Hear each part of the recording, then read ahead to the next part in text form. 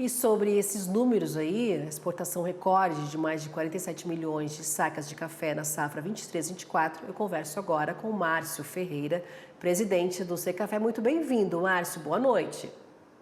Simone, boa noite. Um prazer falar com você e com os espectadores. Prazer é todo nosso. Os dados fazem parte, então, como nós vimos, do relatório estatístico aí, mensal do Conselho, de Exportadores de Café do Brasil, Secafé. Os motivos, então, que impulsionaram esse volume histórico aí da safra 23-24. Fala pra gente, Márcio. Simone, o primeiro motivo é a alta de preços, né? A gente vem tendo alta de preços substanciais nas bolsas de Nova York e de Londres, refletindo em recorde de preços históricos no Conilon, nosso Robusta, e também no Arábica. Essa alta se dá principalmente em função de déficit de produção no Vietnã e na Indonésia, no caso do Robusta, e outros países também, alguns com problema. Ah, Obviamente que ninguém lá atrás tinha expectativa de um recorde de exportação, sabia-se que seria muito bom, mas não um recorde. Mas a gente sempre tem a dizer que o que faz o café aparecer, obviamente, é preço bom. E isso é muito bom para os produtores, trouxe bastante liquidez. O Brasil, apesar de todas as dificuldades logísticas, nós vamos comentar aqui depois, ele realmente performou muito e a gente vem mantendo a tradição de cumprir os contratos pontualmente, atendendo à demanda e aumentando a participação brasileira no mercado internacional. Melhor performance, menor disponibilidade, então, de outras regiões aí, produtoras, como você falou, Indonésia, Vietnã, preço bom também. O Brasil ocupando, então, não é? Esse espaço, quando a gente fala desses outros produtores, Indonésia e Vietnã, não é mesmo? Ocupando esse espaço, tanto no que diz respeito aos consumidores tradicionais, como para os próprios países produtores. Hoje a gente tem em todos os países produtores, praticamente, tirando ali a Colômbia, mas vem também com um número muito expressivo, um acréscimo substancial de exportações para esses produtores, exatamente em função desses déficits que eles tiveram, né? E também o fato de que, como você tem déficit de Indonésia e Vietnã, muitos países que têm uma estrutura de indústria de café solúvel, por exemplo, o próprio México, Colômbia, Equador, eles vão buscar o nosso Robusta, o Conilon principalmente, para substituir essas origens produtoras Vietnã e Indonésia.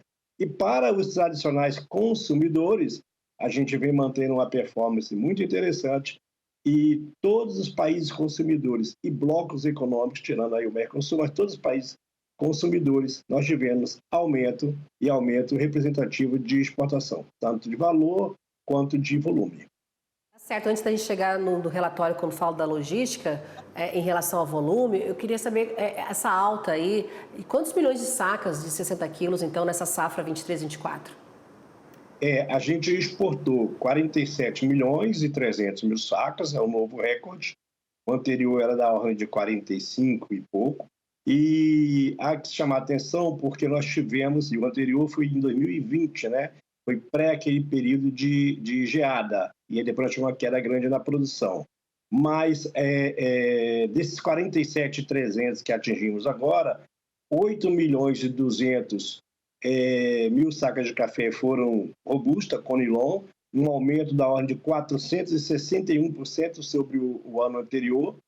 E no caso do Arábica, 35 milhões 430 mil, 16,7% acima do ano anterior. E o solúvel, embora não tenha um número acima, ele também é bastante representativo, quase igual ao do ano anterior, foi 3 milhões 630. E basicamente o solúvel também é produto final acabado, oriundo principalmente do Robusta, do Conilon também. Então, o Conilon, o Robusta, ele contribuiu muito, assim como a Arábica também, para esses números importantíssimos e recordes na nossa exportação. E com maior receita também, não é, Márcio? A receita é importante destacar, nós tivemos uma receita de 9,8 bilhões de dólares, 20,7% acima do anterior, que era de 8 bilhões e pouco. Então, a receita foi ótima e as expectativas também são muito boas. Vale destacar que isso tudo foi possível apesar dos grandes gargalos logísticos que nós temos, Simone. Hoje, para você ter uma ideia, de um total de 413 navios que transportaram os cafés do Brasil, 254, ou 62%, tiveram atrasos ou tiveram troca de escala, substituído por outro navio, que impactaram no custo para o exportador, dificultando, porque são custos que você não prevê. E isso não somente no Porto de Santos. Santos nós tivemos até um percentual maior, foram 118 navios atrasados, compromissos não cumpridos on time, da ordem de 82%, e no Brasil, como todos os demais portos, na média, 62%.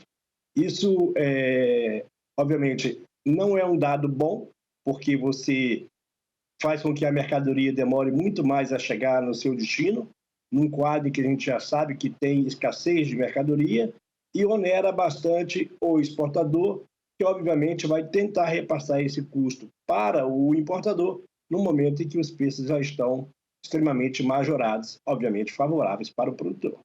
Para a gente finalizar, então, como você falou, em relação à logística, com os custos adicionais aos exportadores que podem repassar esse valor, atrasos dos navios, né? Porto de Santos aí segue então como maior exportador, mas também com esse maior problema por lá, né?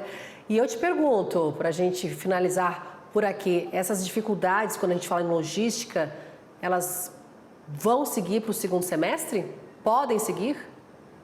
Simone, sim, devem seguir. O problema de logística é um problema, não é peculiar do café, de toda a commodity em geral, não é só de Brasil, então deve permanecer. E apesar dessa dificuldade que nós vamos enfrentar, as perspectivas de exportações para o segundo semestre também são boas. Temos relatos de safra de arábica e de conilon que possivelmente serão revisadas para baixo, já que o rendimento está frustrando tanto um quanto o outro, né, as duas variedades, mas ainda assim acreditamos numa boa performance do Brasil para o segundo semestre nas exportações de café.